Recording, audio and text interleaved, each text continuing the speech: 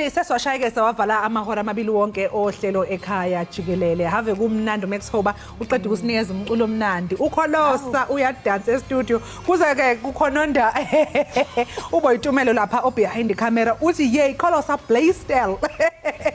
Usho konke akahlale uphathane thezeke. Indlela nje kumnandi ngayo ke lapha ekhaya jikelele. Mbukeli sekusela ihora lodwa ukuthi sihambe sikhale ke semuke namaphepha. Uyazi ke wembukela abafana bathi kumnandi kuba handsome ngoba unele uthi nje hi usisa vela athi hey ungadlali ngami ke ngiyajabula bo handsome. Blaistel kholosa Blaistel. Yeah, asoze wena lento ogqibo ithetha. Andithi ubumuva apha izandla usithini mina oko ngibambe ucwanga. Blaistel. Uthaseshisa lesi situlo.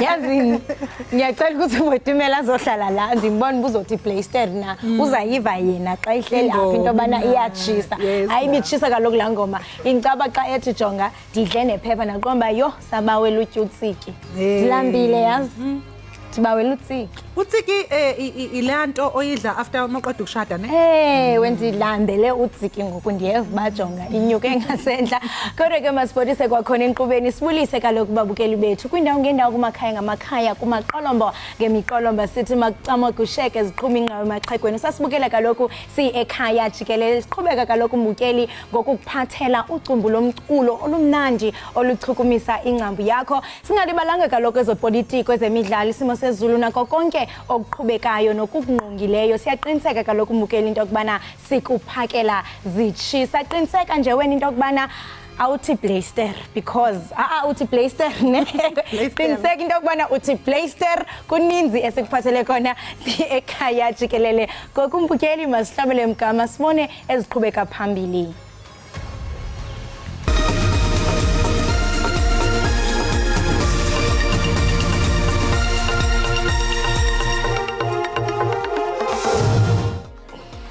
Ngamele ezokuthutha esifundazweni Limpopo Florence Radzilani ubevakashele indawo yesigameko lapho okushone khona abantu abangaphezulu kwama-20 emgwaqeni uR572 phakathi kwemayini iVenetia kanye neMusina.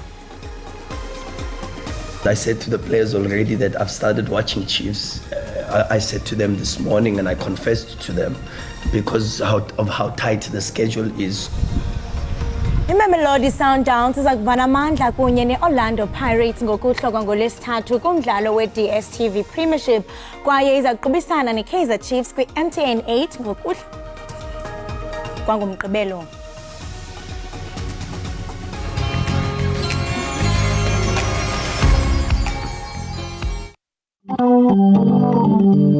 Egoli Gauteng wemntana mbibo kwandonga ziyaduma kwanyama kayipheli phela mazingendo davuka sithuthubala thina siyi-Soul Brothers sithi hlala ubukele ekhaya jikelele kutholakala nezemidlalo nako konke ungaphuthelwa hlala ubhekile.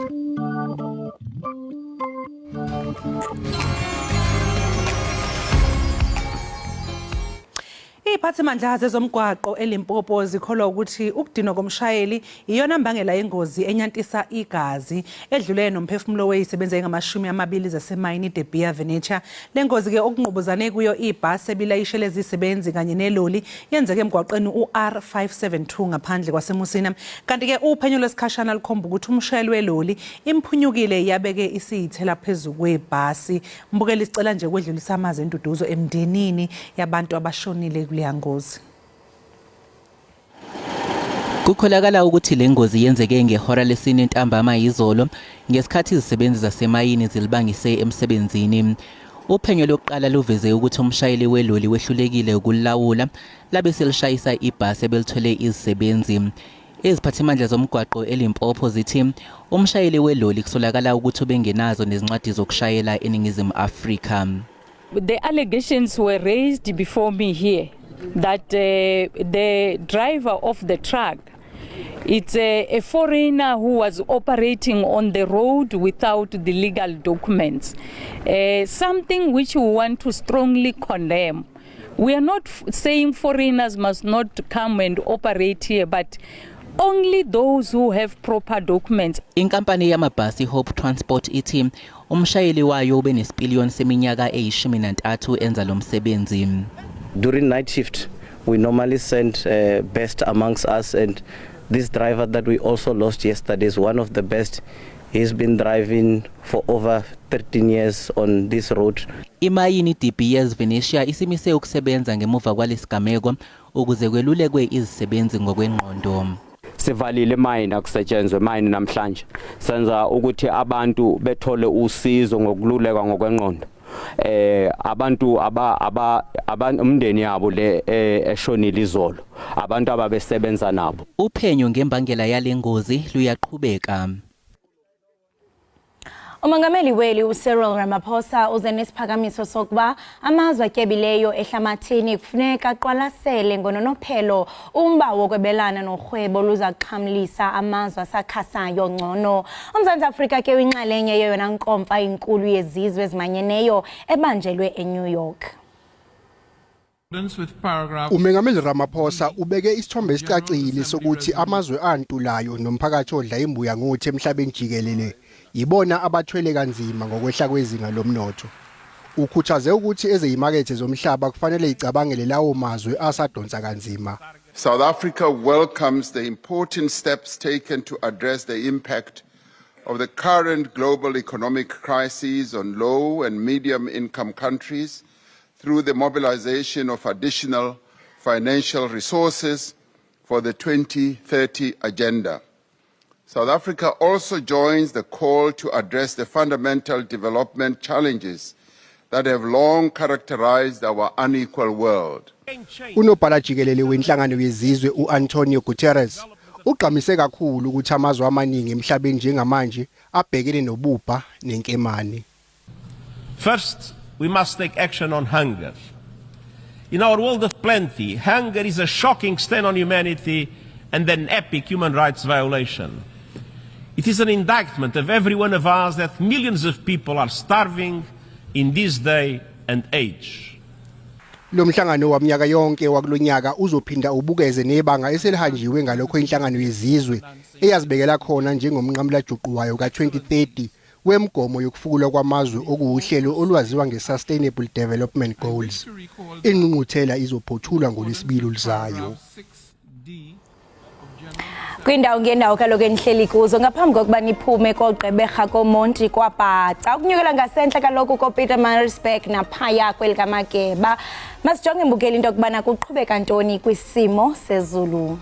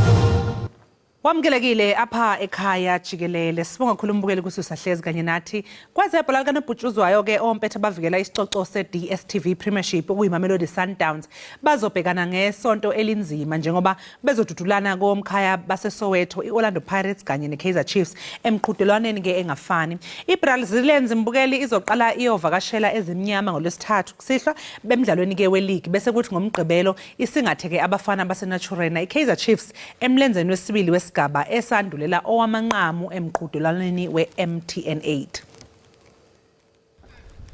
Iningi lifuna ukuthi iMamelodi Sundowns ikhale emuke nesicoco seLeague ihlandla lesikhombisa kulandelana kule season. Ithe isuka nje kule season leli qembu lasePitoli lavele lavula igebe ekhulu njengoba lishiya iqembu elisemva kwalo okuyiGolden Arrows ngamaphuzu ayisikhombisa. I said to the players already that I've started watching Chiefs.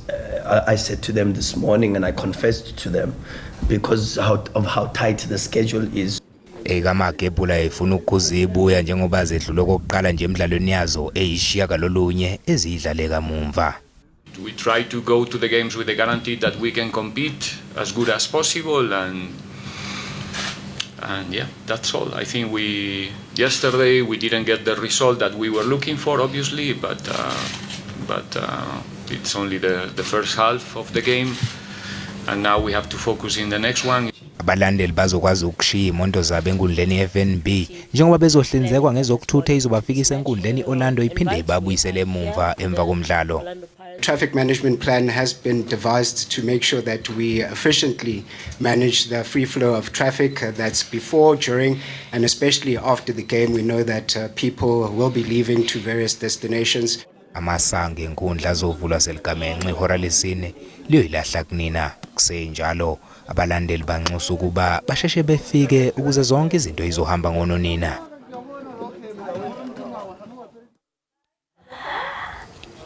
Asijonga kwimidlalo emasiyilindele namhlanje kwi-DStv Premiership, iStellenbosch izakunyathelana neMoroka Swallows eDanny Craven Stadium, kanti ke yona iGolden Arrows yona iza kundwendwela iCape Town Spurs eAthlone Stadium, ze umdlalo wokugqibela abe phakathi kweRichards Bay kunye neChippa United eMhlathuze Sports Stadium. Yonke ke lemidlalo ingokuhlwa namhlanje. Singayintoni kaloku mbukeli xa singanokubhatala amatyala masithi qhwi isithume nje umntwana evenkileni wena ungagqusha-gqushalaze ubukele Ekhaya Jikelele.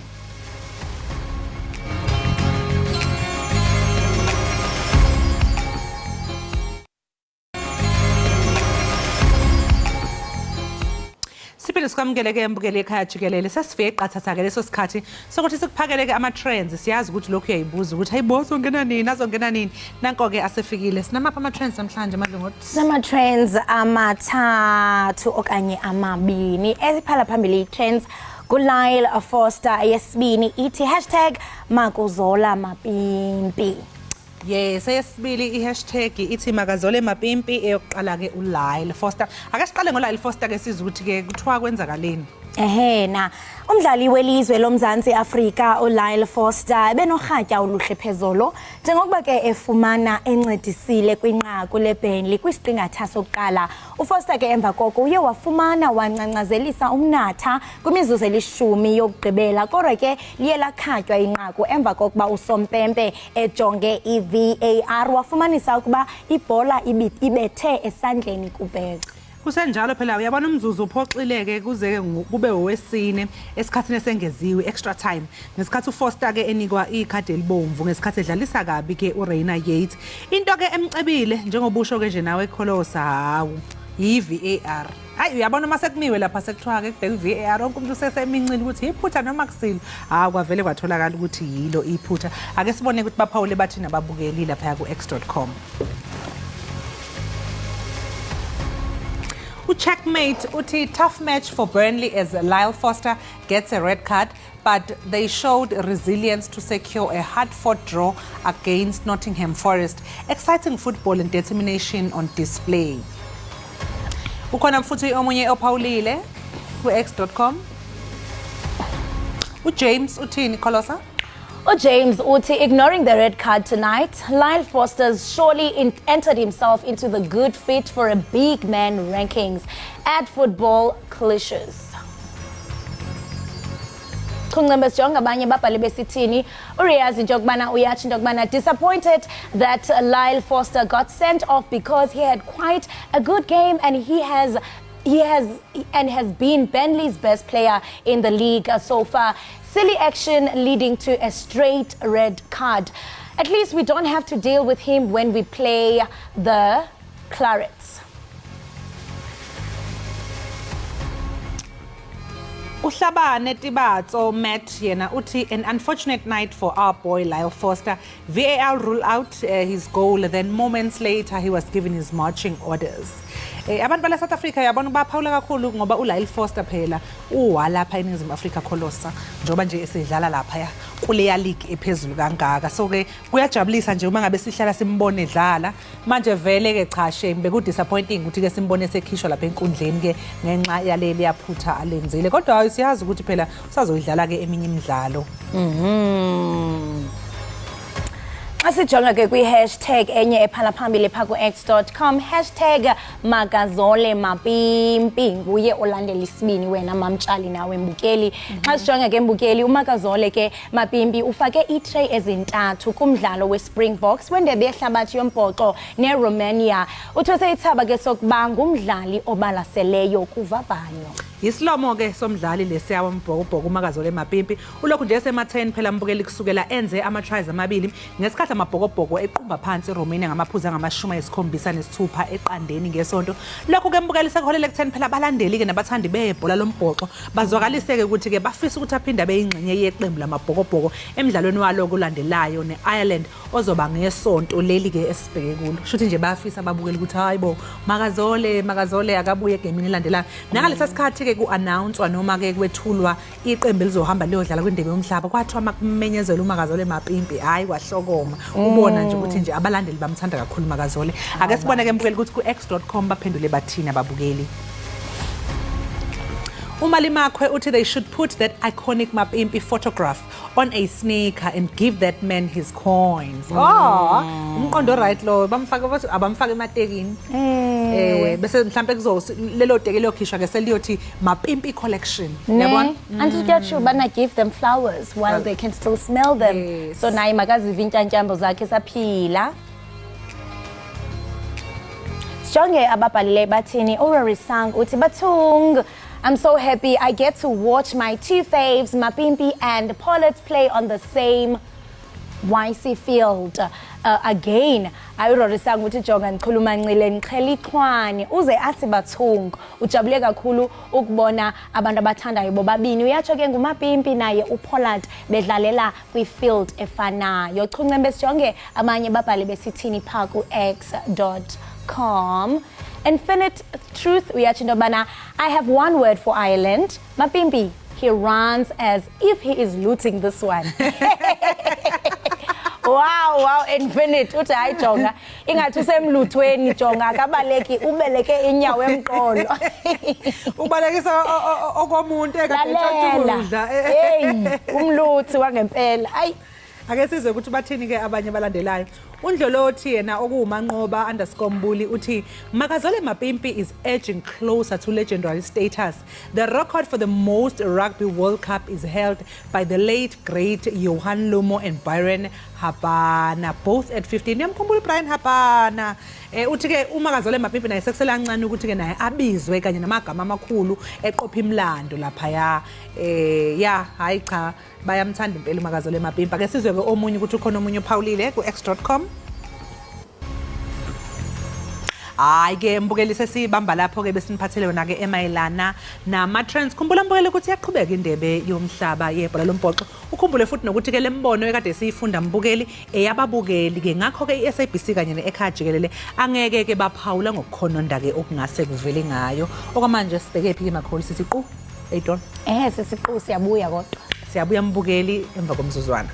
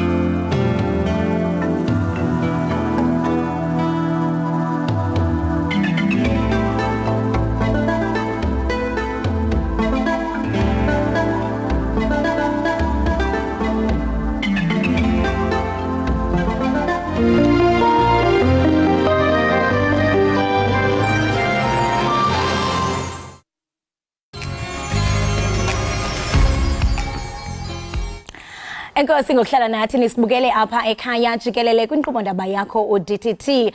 Ukugcina nokulondoloza kwenkcubeko kubaluleke kakhulu. Igcina kaloku imvakalelo yomonyano nobumbano phakathi kwethu sisizwe sintsundu. Ngoko ke ikamva lokugcinwa kwenkcubeko lisemngciphekweni ngenxa yendlela yokuphila exakekileyo yanamhlanje neempembelelo kaloku ezinzulu xa sibona kaloku napha entshona.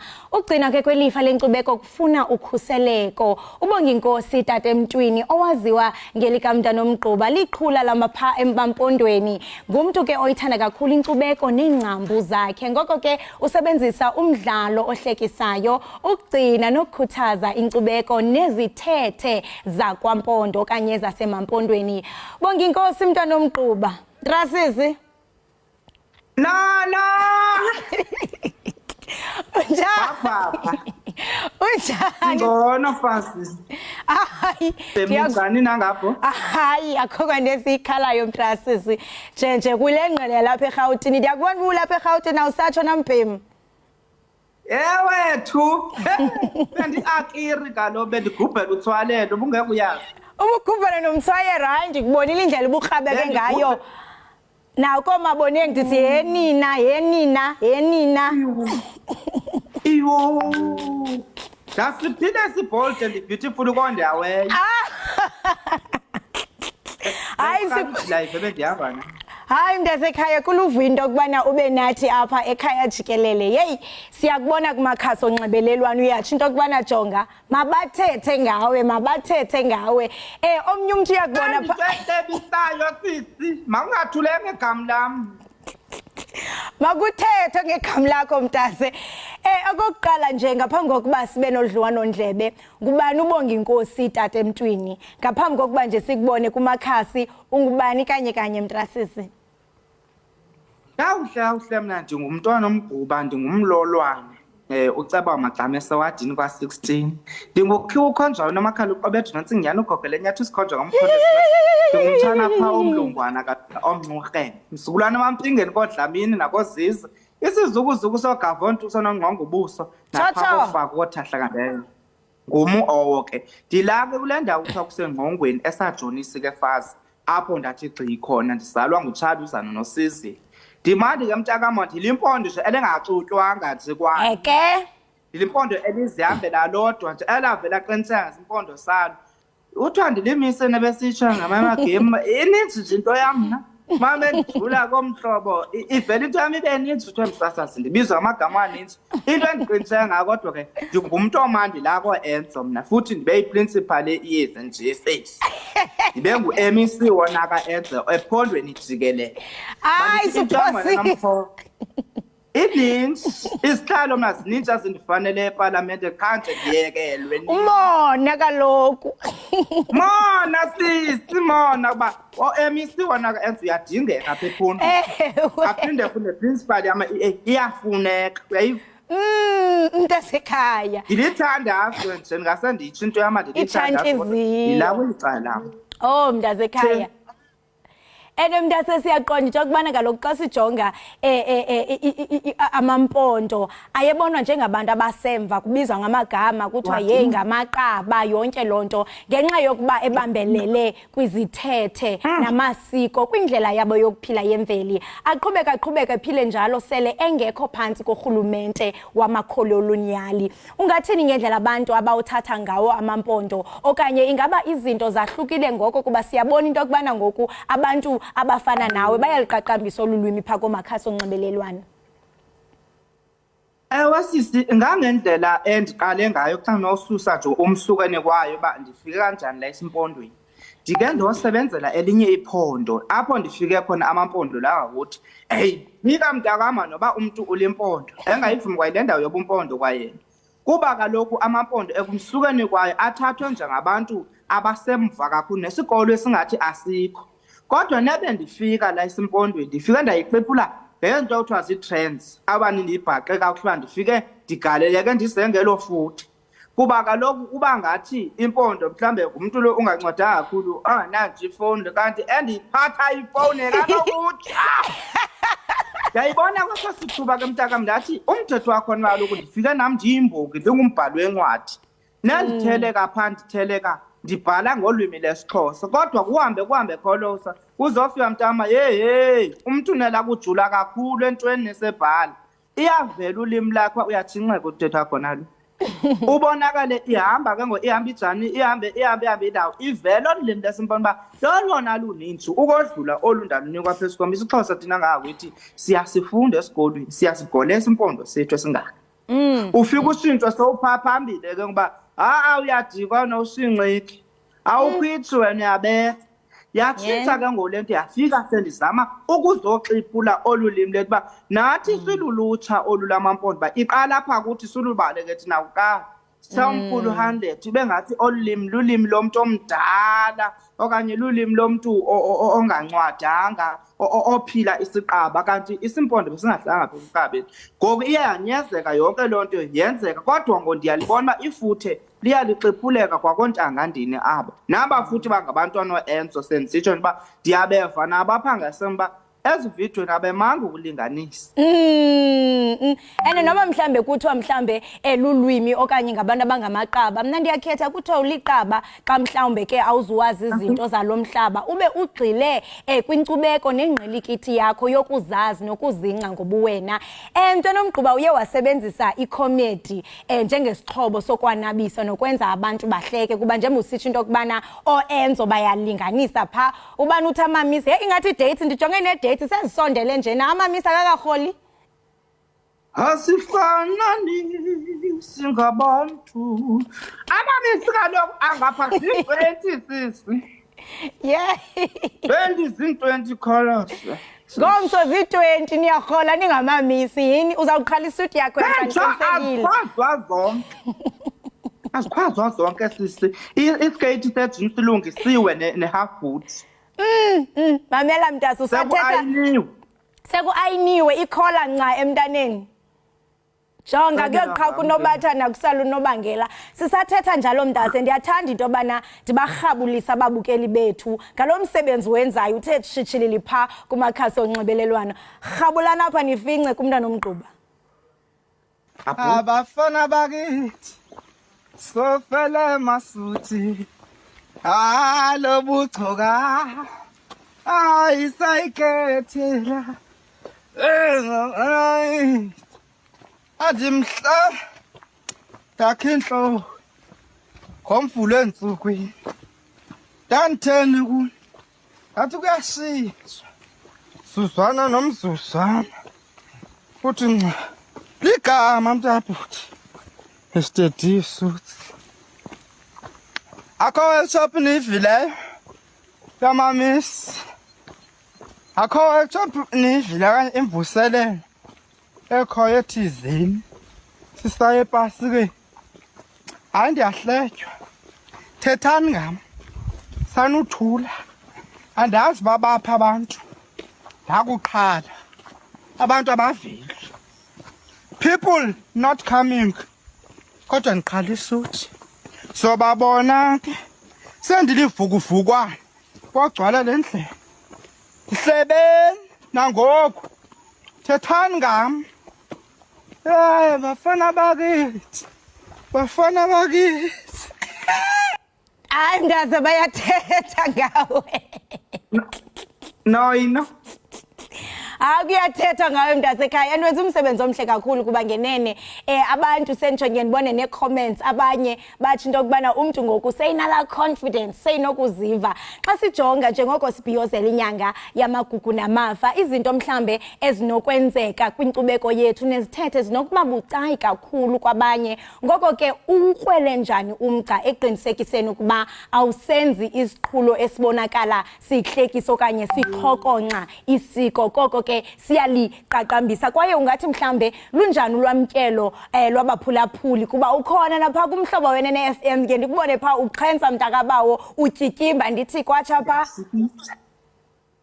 ndiyatshikisa andidlali takama nendibheka kakhulu ndiqwalasela ukusuka kwejeni yam okanye kwendlela yam ukuzothi gango oko ndasukela ngesimpondo andifuna ukuxoka kholosa sisi indenze umuntu into bendiqale ndibele impondo nje zisuka nje ndiveze icala lam eyona nyani yam oyona nto iphila kum la egazini ndiyiva nanini indiphumela nanini noba ndihleli phi noba ndiphupha phi ndiphupha ngesimpondo sam. Ndithe ndabona ukusuka oku kwabantu ulwamkelo lezala ungamandla kule nto baba akho ndawo ndingayinyathelanga nendinokucacisela. Ndike ndayimvumi, ndike ndayimbongi, ndike ndayiyo yonke into elapha phandle mna ndiyicinga uba ndangumxhentsi.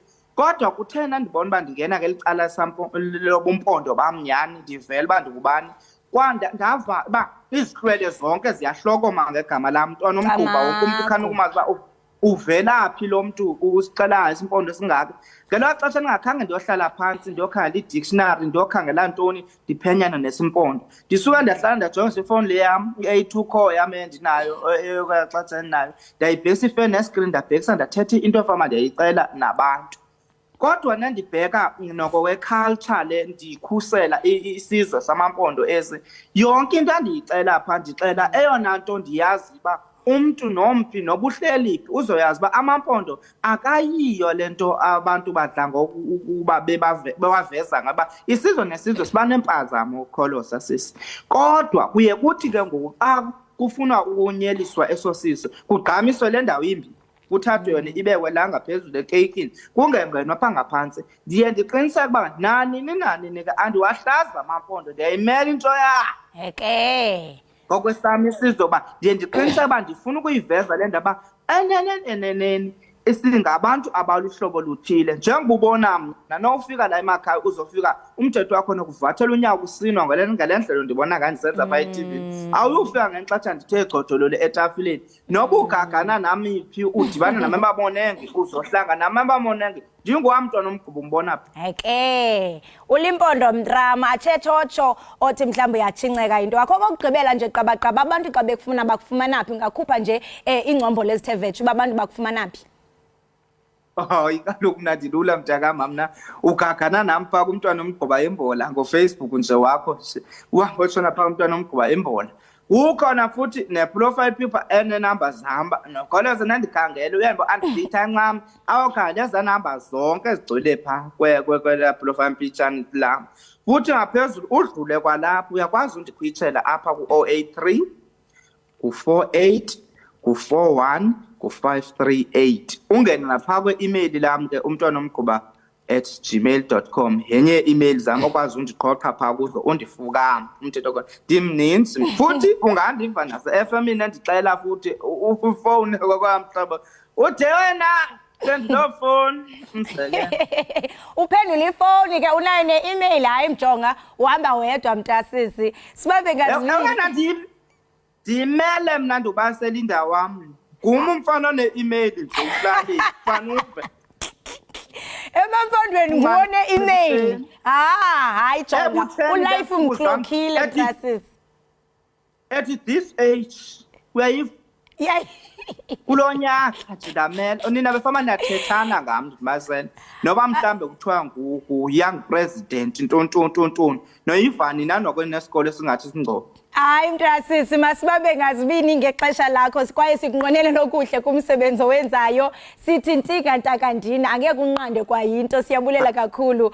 Right mbukeli we-Ekhaya Jikelele lo besincokola naye nguye kaloku umntwana omgquba oqaqambisa ulwimi lwesimpondo ngayo kaloku icomedy niyambona ethe tshitshilela kuthethwa ngayo phaa kumakhasi onxibelelwano. Masithi qhwi evenkileni ungaqushuqushalaze ubukele i-Ekhaya Jikelele.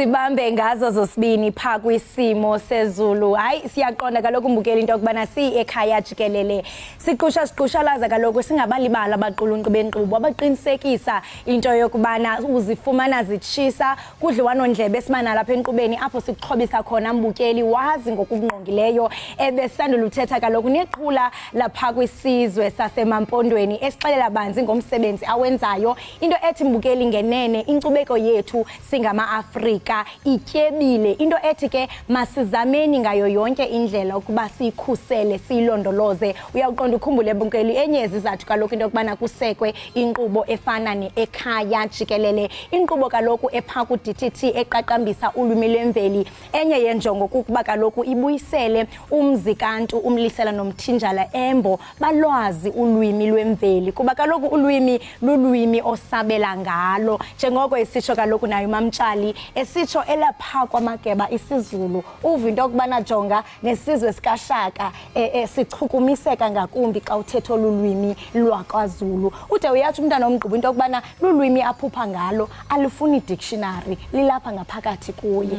Awubajabula kakhulu abantu emakhaya ukuba nohlelo olukwazi ukuthi lube ngolwimi abaluqondayo. Sasithembisile phela thina SABC ukuthi uyakhumbula isikhathi silokusithi siyeza liyazi uhlelo oluzobe luthula izindaba ngolwimi oluqondayo nangampela kwagcina ke selifinyelele futhi siyathokoza nokuthi ke ababukeli ke sebegcine belitholile lolu hlelo. Bayabuza nasey'nkundleni zokuxhumana abanye ukuthi nikuphi ku-DTT sithi yes ku-DTT ilapho esikhona kulapho sikhona nathi ke siyadlulisa amazwi ombulelo kwiziko losasazo balivelise i-Ekhaya Jikelele livelise i-DTT equlathe esingatsho into yokubana iinkqubo eziqaqambisayo kuba after this iba khona ipitso apho nayo iqaqambisa ulwimi lwemveli. Ngoko ke nathi ke sibamba ngazibini kwijelo losasazo. Ungawebelana nathi pha kumakhasi onxibelelwano usixelele into yokubana njengoko kaloku sibhiyozela inyanga yamagugu namafa yintoni wena oyenzayo njengombukeli kulokona ukuyo uqinisekisa into yokubana ukhusela ulwimi lwakho uba ngaba mhlawumbe uthi hayi mna kibuwa Sisuthu yintoni eyenzayo uqinisekisa into yokubana isiSuthu sibhabhela emafini. Ngoba basho nosolwazi ukuthi ukuze ulwimi liqhubekele phambili izingane kufanele zifunde incwadi. Uyabona ngoba manje sekujwayelekile kakhulu ukuthi utholithe ezikoleni vele kusetshenziswa ulimi lwesingisi kakhulu.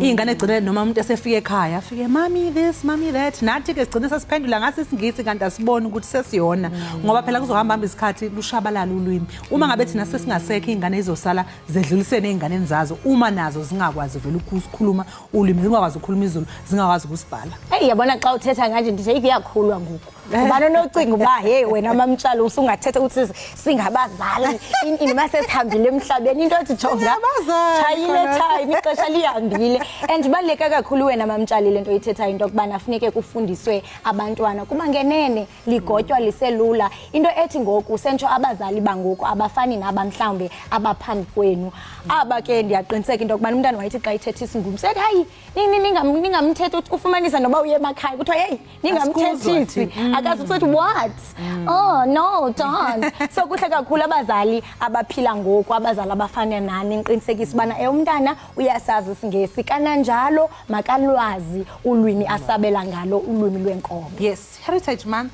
iyezi Heritage Day ngalo leyasuku nami uyobubona ngibe ngihlosile ngibe ngifake isigqoko sami ngithe uyangazi ndiyakwazi xa sowuvathile hayi isijongo bangibamtshali kayiwani. Sibonga kakhulu ke babukeli ngesikhathi senu kusasa siyabuya ngesikhathi esifanayo la Ekhaya Jikelele nibe nosuku oluhle nisale kahle.